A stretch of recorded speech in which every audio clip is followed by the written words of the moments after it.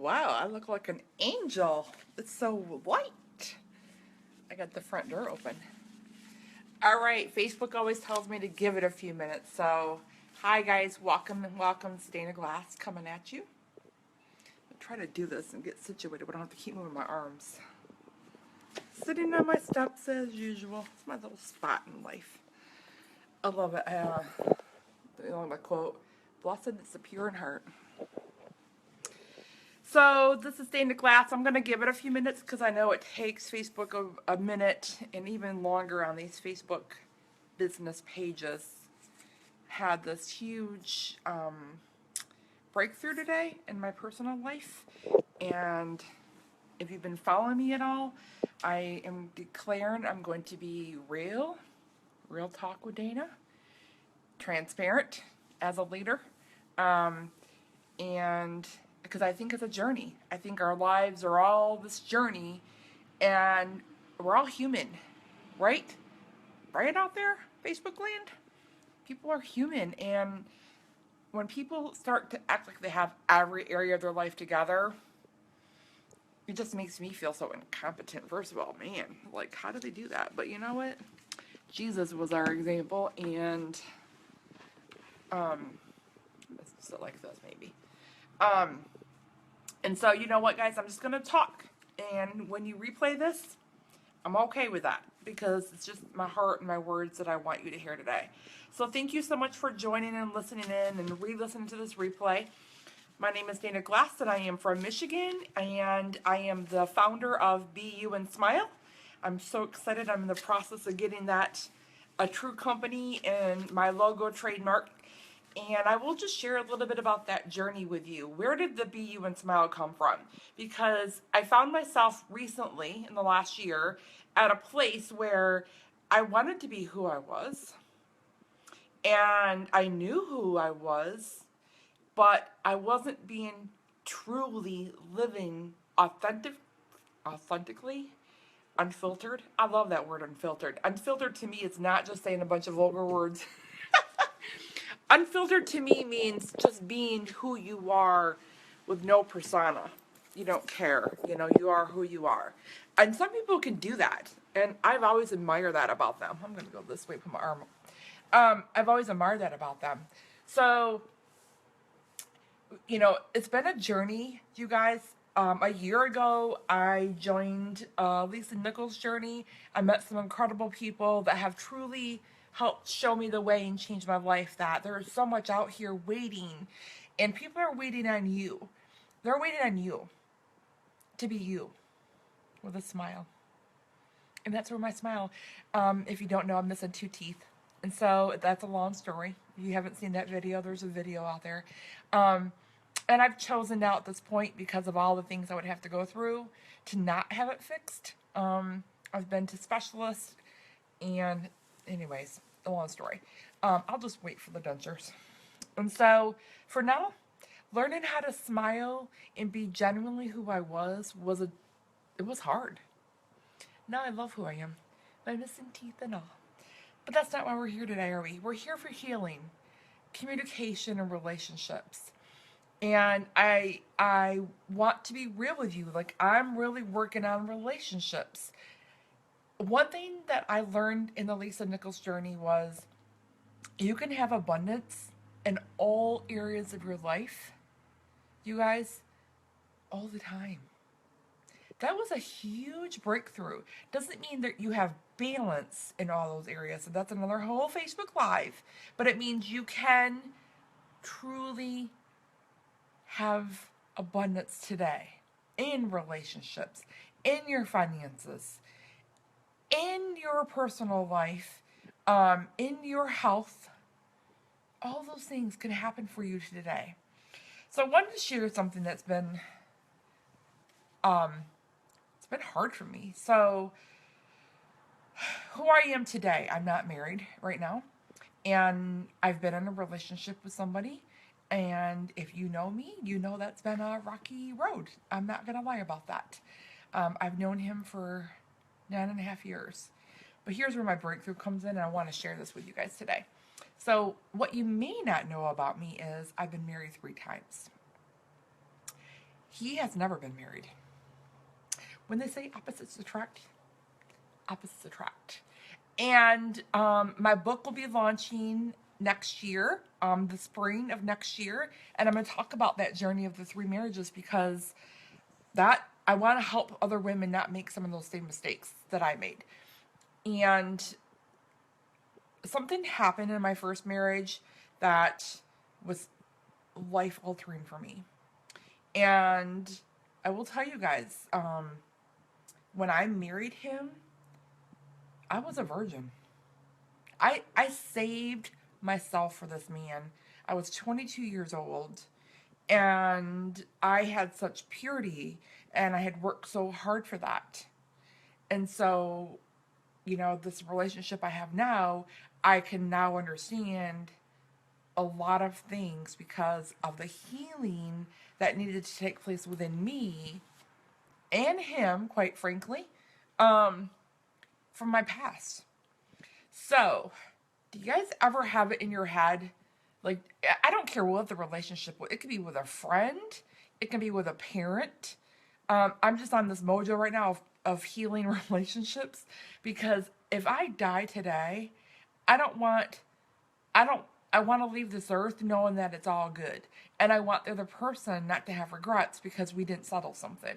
So I'm on this mission right now of having healing in all my relationships that I know of, anyways. So if you have a problem with me, come tell me because I really try to fix it. I'm trying to heal and fix myself. And in relationships, one of the things that is sometimes is hard. Are you this person? Are you like me? I'm a great talker. You can see I have no problem talking. But listening, sometimes that's really hard for me. I think I'm listening, and I think that they know that I'm listening, but am I really listening? So it all came to a head today. I won't say it all. I won't say it like that. Today was a day that I decided to have a conversation that I needed to have, and because I've had this thing in my head playing over and over and over. Do you do that? Do you ever talk to yourself? Like something you want to say to somebody else, but you just talk to yourself? And or maybe they're not talking to you or they're not responding to you and then you've got this all in your head trying to figure out what's going on instead of having real conversations because it's difficult, you guys. Those are not easy. But you know what? We can't fix what we don't face. That was what I realized. I had to face something about myself, not him, about me. And so today was a day that I started a conversation. I started communicating something that was buried deep in my soul that was very hurtful. And it was so good because I listened. And what we decided was that I have my own expectations and viewpoints because of how I was raised. So I need you guys to, how we raise our children and how we're raised really does make an impact. So some of the beliefs systems that I have, my values that I have, were very ingrained in me. And same with him. So you guys have to remember that your friends, even your girlfriends, you have to sometimes take a step back and remember how are they looking at the situation? Because we all have our own perceptions, right? We all have our own ways of looking at things. And honestly, it takes emotional maturity to be able to look at it from the other person's perspective without getting our feelings all into it. I need to get my hair cut, obviously. I'm sorry about that, you guys. And so it takes emotional maturity. It takes honesty. It takes transparency. It takes trust. And part of the conversation that was said this morning was, I struggle with some things in myself because of past situations. And I realized I played it up in my head so much, you guys. So being open to seeing who you are, how let's say, when you point your fingers at somebody like this, or you're pointing back at you, how's that go? Something like that. So when you're in, if you really want to resolve something, go to that person in love, but you have to be willing to see yourself in it. You also have to be willing, sometimes they're not humble, right? And so sometimes you have to be the bigger person too. Doesn't mean you always have to be the doormat. I don't believe in that. I think that a relationship is two ways, in the sense that you can give and give and give, but if nobody's filling your tank, you're gonna get drained. You have to have people filling your tank, right? So being open, we all have baggage. And that was kind of what the conversation was today, was, man, I still have some baggage that I didn't even realize I had, that I need to still heal from. And in my own issues, right? Power of the words. Our words are so powerful. When you say something to somebody, you guys don't realize what it's going to do to that person, right?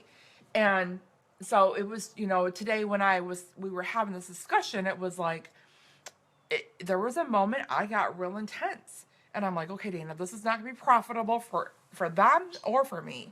So I had to take a step back. I had to breathe. Are you that person? Are you reactive like me? Man, I'm reactive. Whew. I'm truly working on that, you guys. Truly. Um, so having healing in relationships, maybe it's saying what you need to say, even though, I believe in relationships. Some are here for life in your life. Some are part-time. Some are family. You just can't get rid of them. They're always going to be there, and that's okay. Because I believe family teaches us a lot of things. If you guys really think about this, I believe God created the family unit because you can't run from that other person. They are connected to you for life, right? Regardless of what they do, we can learn unconditional love, we can learn grace, and we can learn mercy. And I believe God created it like that on purpose. And if we can take that and do it into our other relationships that are not our family, and give them the same opportunity, give them grace, give them mercy, give them unconditional love, and really listen to them. Listen. So that's my advice today, is for my own journey, is be willing to have those tough conversations. I think today we hide so much, and because we know it's going to be hurtful, or we don't want to hurt the other person. But I think it's all in how you approach it too. If you go at them with attacking, no, they're not going to hear you, right? But if you go to them out of love and saying, you know what, I just kind of felt this kind of way, or, maybe you said something to me that really bothered me, maybe you don't even realize what the other person's going through. So having those tough conversations, out of love, being able to communicate, but really trying to understand where the other person's coming from.